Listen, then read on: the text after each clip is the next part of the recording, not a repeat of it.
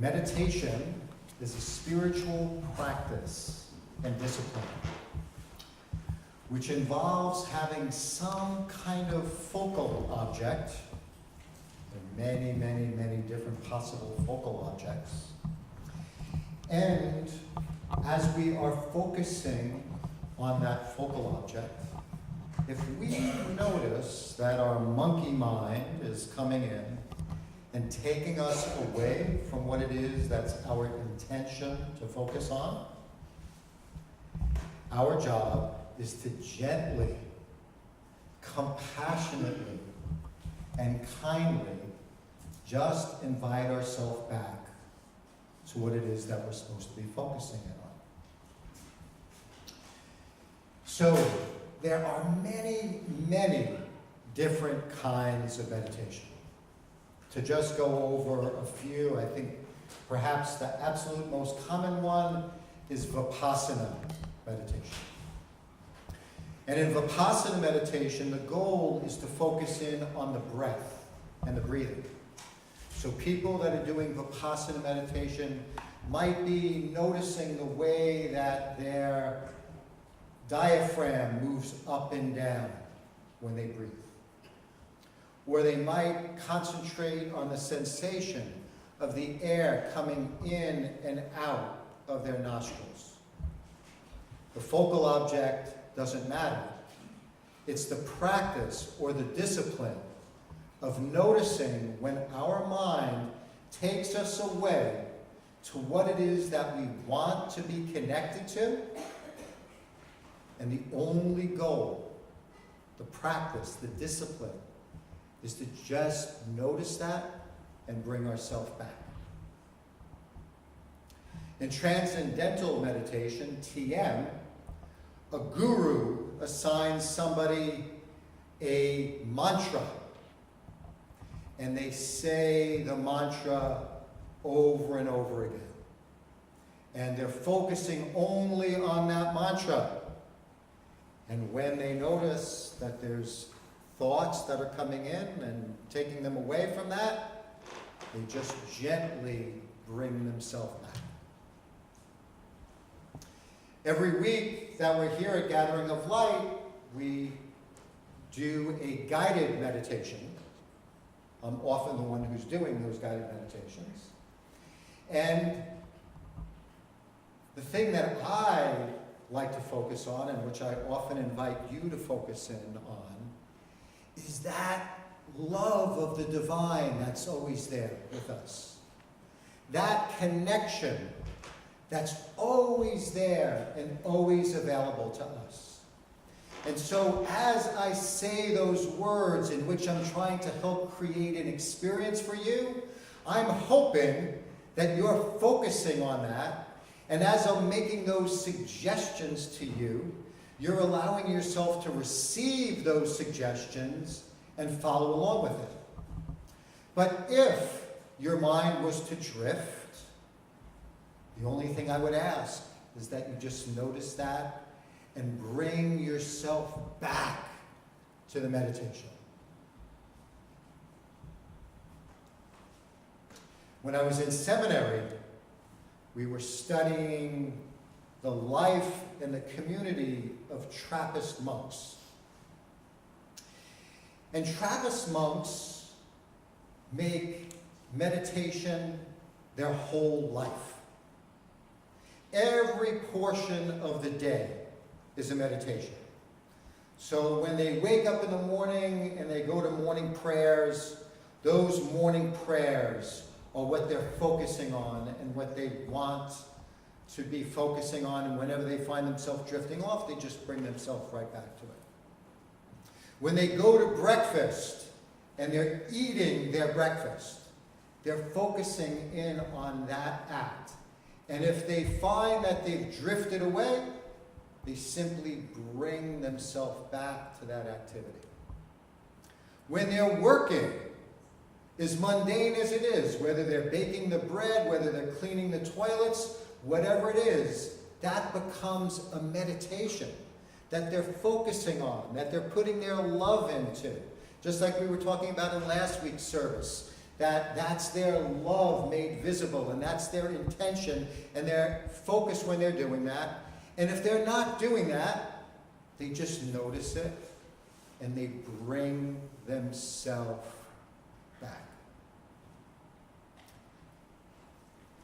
This discipline, this practice, this ability to do this is instrumental in allowing us to achieve and rise to higher and higher spiritual realms.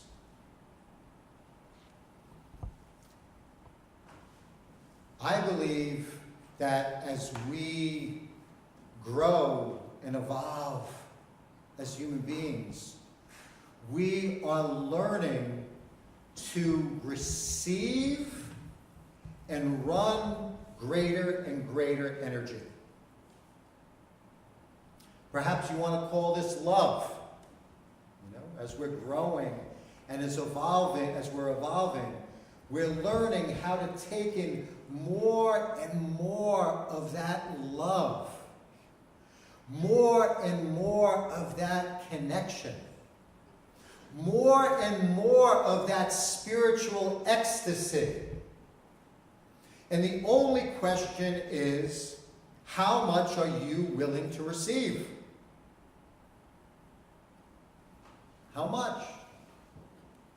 So, as we've been talking a lot this whole summer, we've been talking about spiritual practices, and that spiritual practices are these ways that we build our spiritual muscles. And the more we work out and do these practices, the stronger we get. The more energy we run.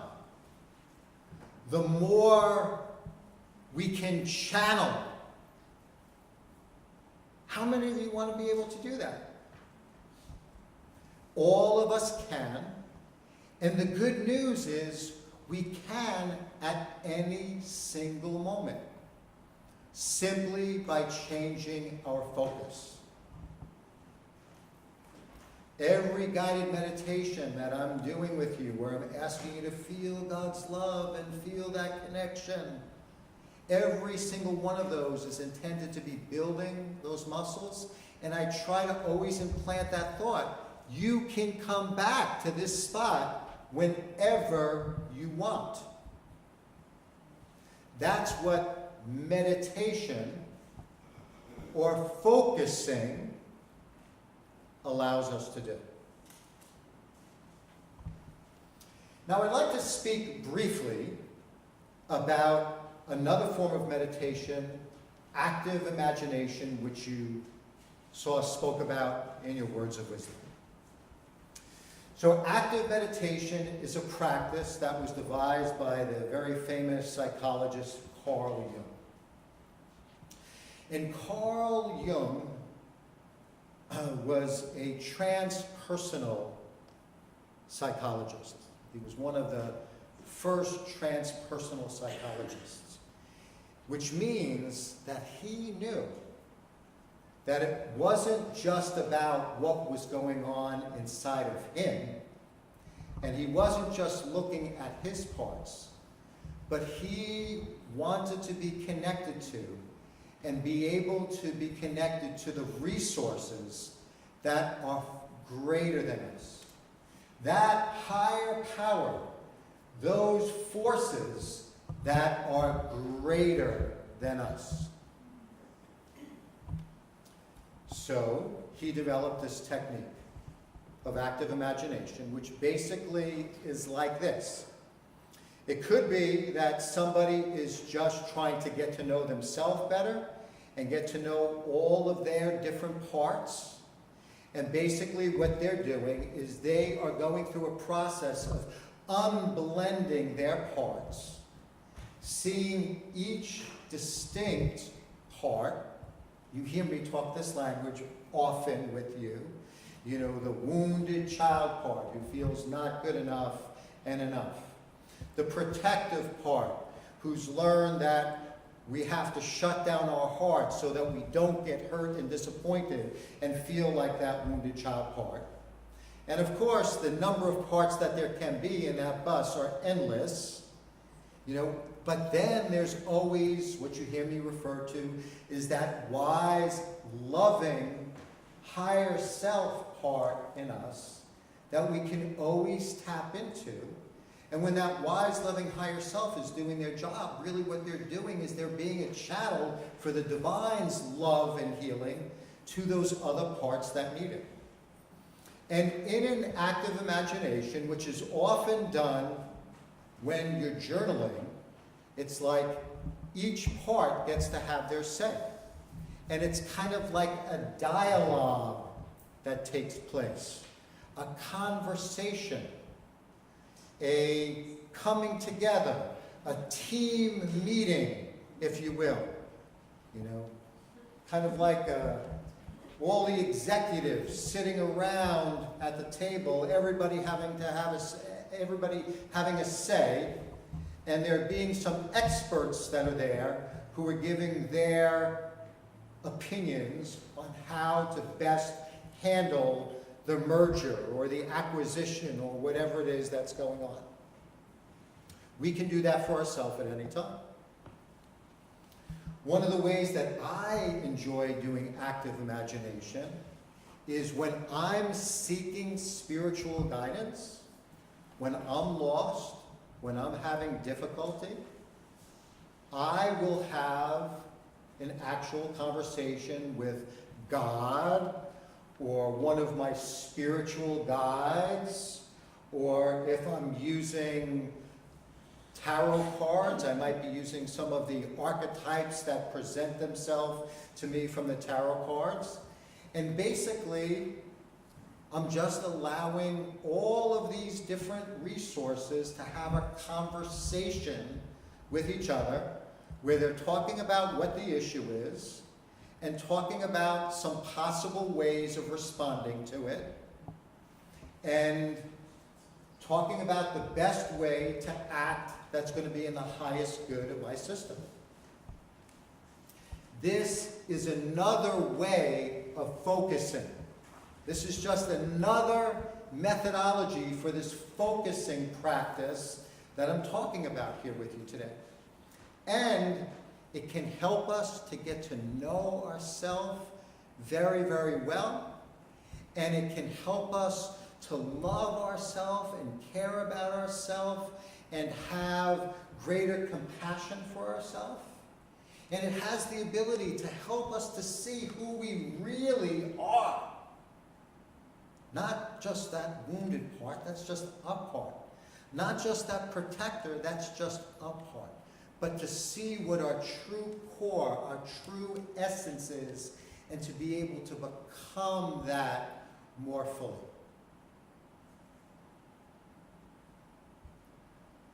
We're going to be proceeding in a few moments to the practicum aspect here, where today I'm not going to be guiding you. I'm going to be having you do this meditation on your own. But I'm going to be giving you some guidance about how you might choose to do it. So, if you want to start really simple, you might want to do a Vipassana meditation, where your only goal is to focus in on your breathing, the in and the out breath. And when your mind is drifting off and you're thinking about your ride home, and what you have to do today, you just gently bring yourself back. You might want to say a mantra or a prayer that you just say over and over again, and that becomes your focal object. And whenever a thought comes into your mind or you've gone somewhere else, you just bring yourself back to that. Or you might want to venture into experimenting with an active imagination, in which case you might be going through some kind of conflict right now. There might be some problem that's going on in your life. There might be some area of your life that isn't the way that you want it to be.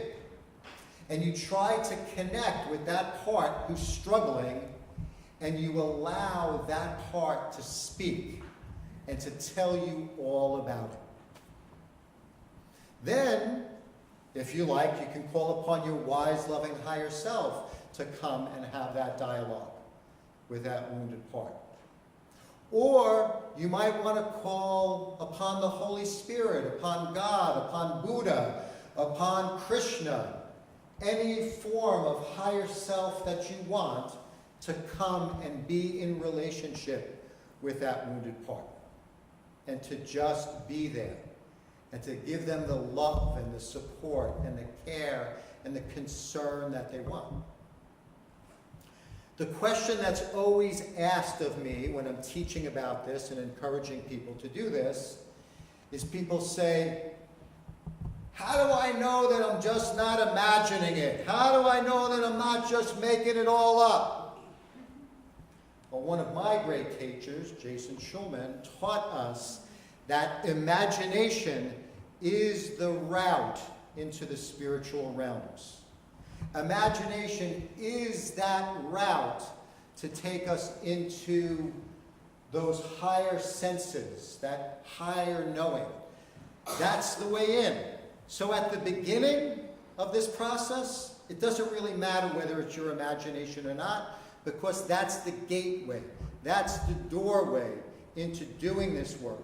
And the more we do it, the more refined it becomes, and the more we can tell about whether this is really just us saying this, something that we're projecting onto it, or whether it feels like it's coming from something greater than us. And I want you to just pause and think for a moment about how useful being able to do this at any time in your life would be. When you're having a bad day and you're all bummed out and you're looking at the glass half empty, how wonderful it would be to be able to shift that focus and feel and be with that connection. When you're in the middle of a conflict with somebody and you're like feeling like you just have to be the one who's right and you're going to fight tooth and nail until you prove you're right, and then you catch yourself and say, okay, that's not going to work so good for me. Let me try breathing. Let me try connecting to that higher self in me. And let's try to let that higher self speak. We're shifting the focus. Now, I know that many of you use this practice in one way, shape, or form extensively. But there's always room for improvement. And there's always room for experimenting and doing it in a little different way. And we're always growing and evolving. So before I begin, are there any questions? Is everybody clear about what I'm going to be asking you to do? I'll have you do it for about 5 minutes. Okay, I'm going to put on some music.